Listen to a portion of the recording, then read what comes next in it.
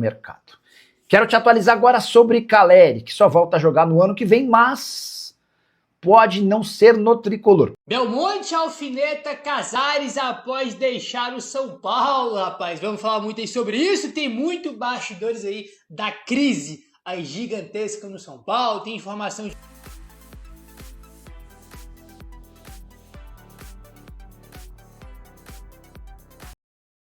Pausa de 5 segundos para pedir a sua ajuda ao nosso canal com o seu like e se inscrever se ainda não for um inscrito.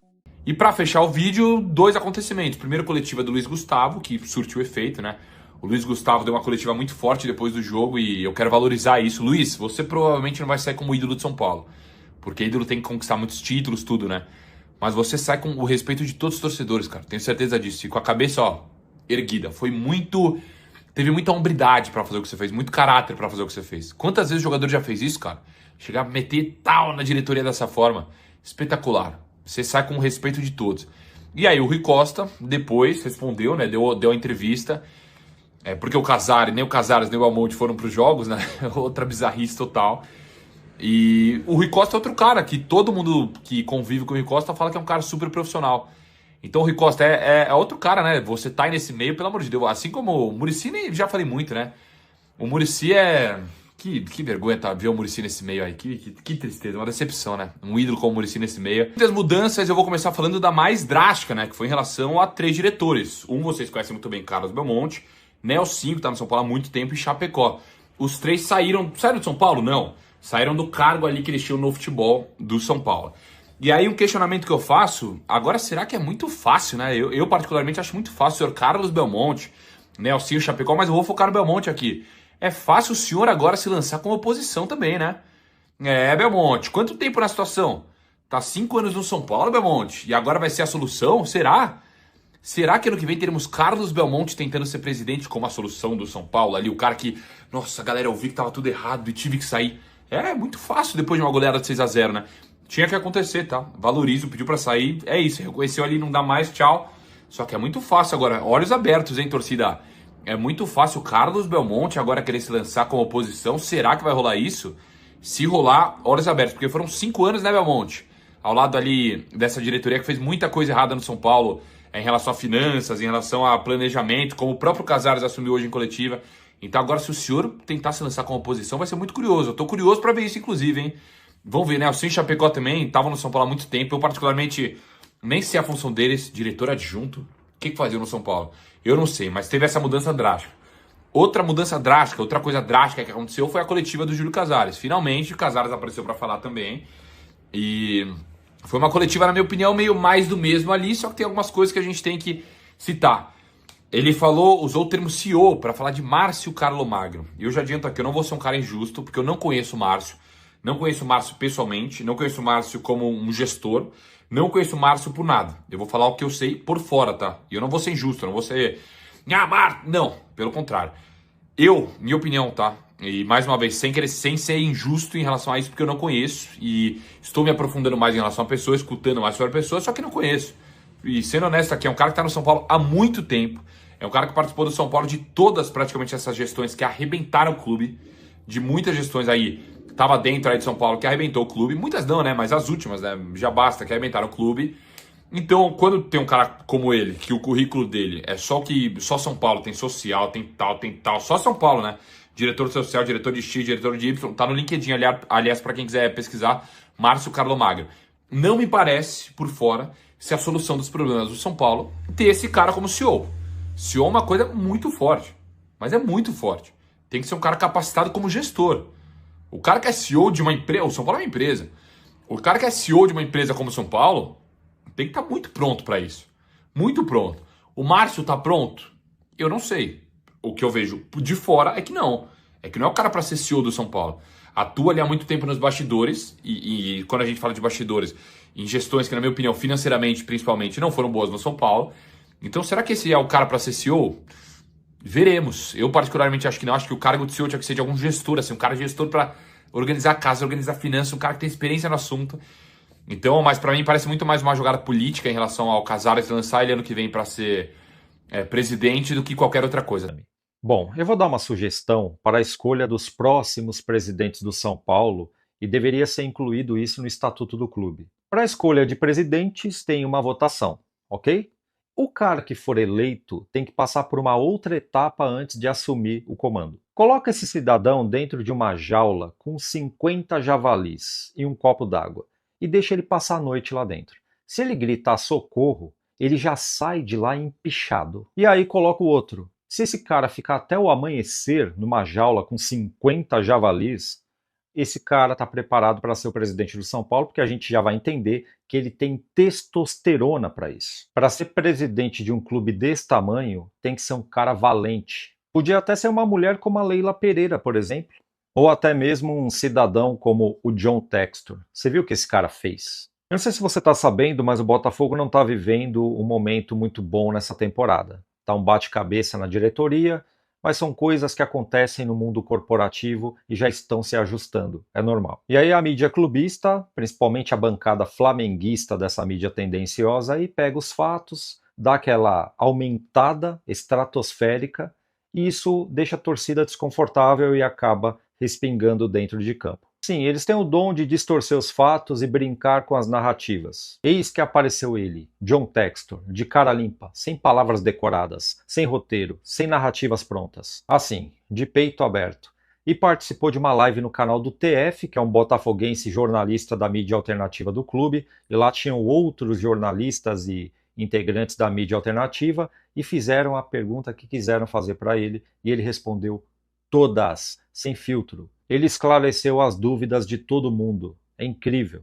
E a live estava cheio de torcedores lá. Cara, foi uma coisa muito legal de se ver. É aquele tete-a-tete de um verdadeiro líder de um clube de futebol com os torcedores. Isso é incrível. Sem o John Textor saber, ele deu uma surra moral em muitos dirigentes do futebol brasileiro, inclusive no Júlio Casares, que por coincidência no mesmo dia participou de uma coletiva com aquela cara desse tamanho, uma mistura de sono com medo, com aquele discurso decorado, se esquivando das responsabilidades. É uma vergonha. É uma vergonha. Como eu queria ter um John Textor no comando do São Paulo. Esse cara, quando ele tá no Brasil, ele anda no meio dos torcedores, o pessoal gosta dele. Tem os defeitos dele? Tem. Adora vender jogador. Chegou uma proposta, ele pergunta pro cara, você quer isso? O cara fala que quer, o cara vai.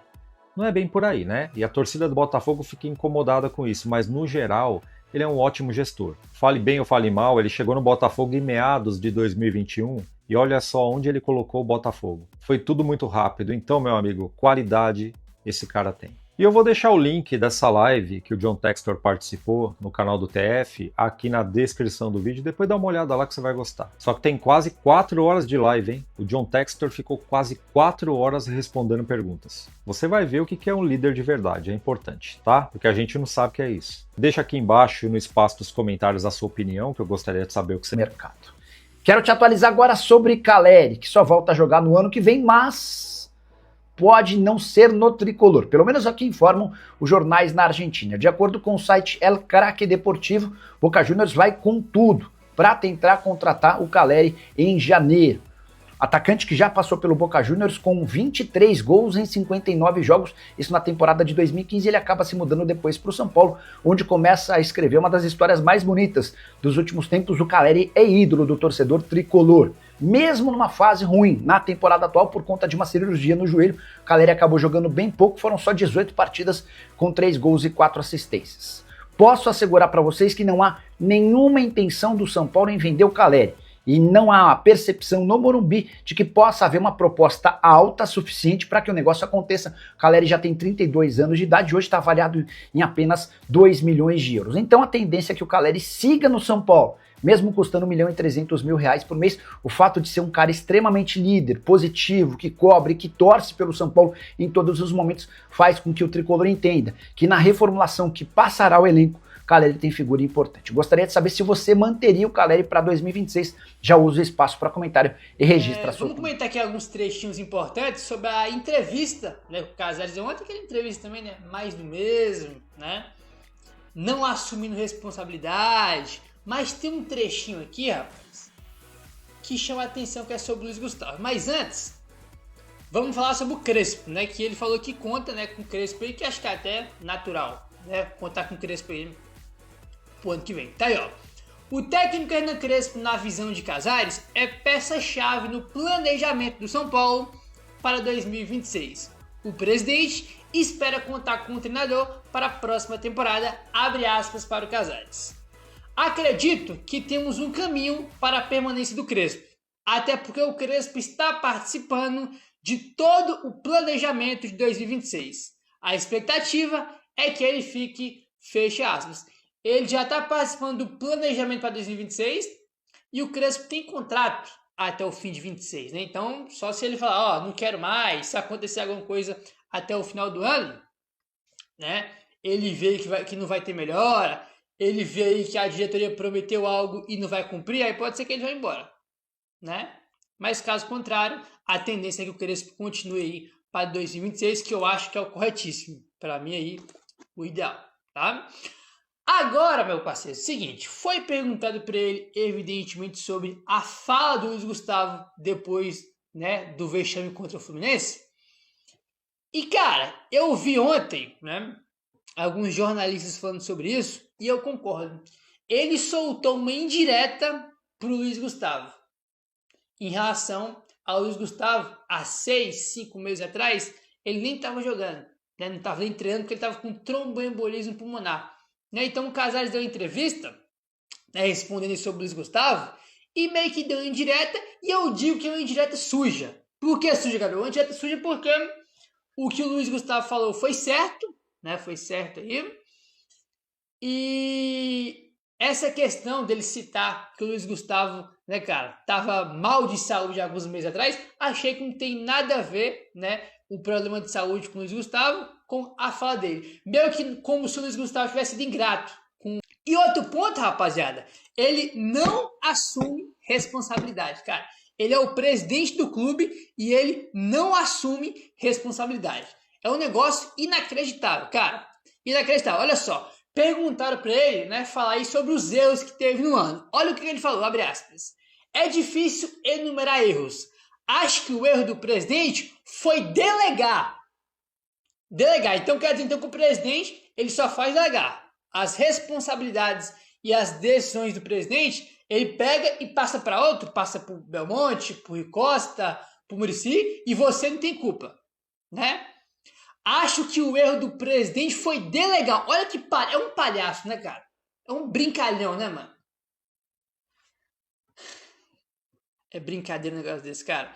Eu acho que o erro do presidente foi delegar. Como sempre deleguei. É sentir que o planejamento teve falhas. E eu me coloco dentro dele. É óbvio, pô, eu tô o presidente, cara. Eu não jogo a responsabilidade no futebol. 2024 já foi um ano difícil, mas disputamos um grande jogo contra o Botafogo. Colocamos alguns reforços que tiveram infelicidade de contusões. Nessa linha que erramos, eu acho. Com o calendário, poderíamos ter outros reforços, mas eu não gosto de individualizar e apontar, fechar aspas. É um palhaço, né, cara? Irmão, que entrevistinha. Meu irmão, pô, com todo respeito, cara, o cara não assume uma responsabilidade. E olha que esse cidadão é o presidente da porra do clube, né? Olha que bizarro. É sentir que o planejamento teve falhas e eu me coloco dentro dele. Meu filho, parece que ele é uma pessoa de fora, né? E tá falando, não, mas eu também me incluo nisso. Pô, tu é o presidente, meu filho, tu não se inclui, não, tu é o principal. Entendeu? Porra, é brincadeira, né, cara? É brincadeira, mano. Rapaz do céu, não tá ferrado, velho, rapaz. Esse rapaz aqui, meu amigo, olha, melhor medir as palavras aqui pra não falar o que não deve, né? Porque olha, meu amigo, eu vou te contar, cara. É cada pérola, é cada brincadeira de mau gosto que tu fica puto. Mesmo não se surpreendendo, né? Pô, esse cara tá no São Paulo tem 5 anos, infelizmente. Né? A gente sabe muito bem como é que funcionam os modos operantes, né? Como é as falas dele, mas irrita, né, cara? Mesmo sabendo como é, mesmo não surpreendendo, né? Esse nível tão baixo aqui dele, tu fica puto mesmo assim, né? Tipo, se ele consegue irritar, consegue deixar o torcedor puto, tirar o torcedor do sério. Te contar, viu, cara? Vou te contar o negócio, tá? E ontem tivemos aí, né, Belmonte, Nelsinho, né, Chapecó, pedindo o boné e metendo o pé os 3 do São Paulo. E ontem, o Belmonte já deu entrevista tá? E já tá aí soltando os cachorros, tá? Perguntaram pro Belmonte sobre ele ser candidato, né? Se ele tem interesse, se ele vai ser candidato pro ano que vem à presidência do São Paulo. E ele deu uma declaração, né, que já dá pra gente tomar aqui algumas interpretações do que vai acontecer, abre aspas, para o Belmonte em entrevista para o blog do Menon, abre aspas. Estou livre para conversar com as pessoas e mostrar o meu trabalho. Tenho o que mostrar e vou me preparar para a nova batalha. Só posso dizer que eu sou uma pessoa que nunca desrespeitou alguém da oposição. Nunca! Fecha aspas. Pegaram ele ou não? Acho que isso aqui está muito claro, né? Tenho que mostrar e vou me preparar para uma nova batalha. Só posso dizer que eu sou uma pessoa que nunca desrespeitou alguém da oposição. Nunca. Então, nunca desrespeitei ninguém da oposição. Então, é óbvio que ele abre brecha para ele pular para a oposição, né? Inclusive, ontem o GE fez uma matéria falando sobre a questão, né, da oposição estar fazendo um movimento, né, para ter o impeachment do Casares. E nessa matéria do GE, o GE fala, né, que o Belmonte e o grupo dele pode, né, é uma possibilidade real do Belmonte e de seus aliados do conselho ir para a oposição e apoiar a oposição, né, junto também com o impeachment. Então, essa fala dele aqui deixa muito clara que a gente vai ver daqui a pouco o Belmonte junto com a oposição, né? Só posso dizer que eu sou uma pessoa que nunca desrespeitou alguém da oposição. Nunca. Muito claro já isso aí, né, rapaziada? A gente não precisa de mais palavras para entender o que vai acontecer. Ele vai pular para a oposição. Tá muito claro, né? Tá muito claro isso aí. Entendeu? Ele vai pular para a oposição, né? O lado bom disso, o lado, assim, tem um lado bom e tem um lado ruim. Tem um lado bom o quê? Ele pulando para a oposição, ele é um seríssimo candidato a ser presidente ano que vem, né? No caso não, ele vai ser um candidato e tem grande chance de ganhar. Esse é o lado ruim, Belmonte ser presidente de São Paulo. O lado bom é que o Belmonte indo para a oposição ganha muita força para ter, por exemplo, impeachment, né? Para ter impeachment, por exemplo. Entendeu? Você já começa a equilibrar mais ali, né? Quem apoia o Casares e quem está do outro lado querendo impeachment do presidente, que está tendo esse movimento como a gente comentou, né? Então, tem um lado bom, tem um lado ruim. Então, dessa questão aí, entendeu? Tem essa questão aí, né? Aí, rapaziada, ele criticou a presença do Márcio Calor Magno depois, né? Só para contextualizar, depois que o Belmonte e o Casares racharam politicamente, cada um foi pro lado. E o Márcio Calor Magno, né, cara, entrou no futebol do São Paulo. Começou a estar no CT, tá no dia a dia ali, né, no CT do São Paulo. E isso é óbvio que incomodou o Belmonte. E pela primeira vez ele falou isso e com críticas aí, né, fortes. Abre aspas. O Casares nomeou um interventor no futebol, o Calor Magno. Então eu não vou me sujeitar ao ridículo de uma delegação com 2 chefes. Já há alguns jogos que eu não estava indo, fecha aspas, para o Belmonte, tá? Então ele fala, né, que o Casares nomeou, né, colocou o interventor no futebol que é o Márcio Calor Magno e que ele não vai se sujeitar ao ridículo de uma delegação com 2 chefes, né? Ele fala, né, que já não estava também indo aí já a alguns jogos do São Paulo, que é aquela questão que a gente comentou, né? Já tem um tempinho já que nem o Casares e nem o Belmonte estavam indo para os jogos do São Paulo. Cara, é o seguinte, vamos lá. Aqui tem 2 pontos na fala dele. Não vou me sujeitar ao ridículo de uma delegação com 2 chefes. Essa questão aí, qualquer um que estivesse no lugar do Belmonte ia se incomodar do Casares ter colocado o Márcio Calor Magno ali, né? No meio do futebol, né? Isso é óbvio. Agora, o Belmonte tem razão de não ter gostado. Eu não teria gostado, não foi legal, né? Algo bom aí o Casares ter colocado o Calor Magno aí, depois que ele rachou com o Belmonte, né? Agora, a questão é o seguinte, Belmonte, você tem razão de não ter gostado. Agora, eu não vou me sujeitar ao ridículo de uma delegação com 2 chefes. Tá bom. E por que quando o Casares botou o Márcio Calor Magno, no outro dia tu não pediu o boné e foi embora? Essa é que é a questão, né? Tu tem razão de não ter gostado. Agora, porra, tu demorou pra ir embora, hein, pai? Demorou pra ir embora, né? Tipo assim, ele não ter gostado é normal. Agora, Pô, era pra ter pedido o boné, irmão, no mesmo dia que o Márcio Calomagno começou a frequentar o CT, né? Começou a ser ali um interventor, né? Como você citou aí. No outro dia tu tinha que ter pegado tuas coisas e mexido o pé. E tu não fez isso, né? Então tem essa questão aí também. Então tá, é a cutucada. Bom, segundo Alexander Vieira, Matias Rojas foi oferecido ao São Paulo. É um jogador que tem características que o São Paulo busca no mercado, né? Um camisa 10 de fato. Aliás, antes mesmo de ele fechar com o Corinthians, há 3 anos atrás mais ou menos, o Rojas já tinha sido oferecido ao São Paulo por meio de empresários também, mas o São Paulo não avançou, né? Agora, Rojas ficará livre no mercado no final deste ano. Atualmente ele está no Portland da Major League Soccer dos Estados Unidos. O Jorge Nicola afirmou que um dirigente teria dito o seguinte ao jornalista em relação a essa possibilidade, abre aspas, esse nome foi sugerido, mas não interessa, está completamente descartado, fecha aspas, tá? A pergunta que fica é, esse dirigente que falou isso pro Nicola ainda segue no clube ou é um dos 3 que foram demitidos?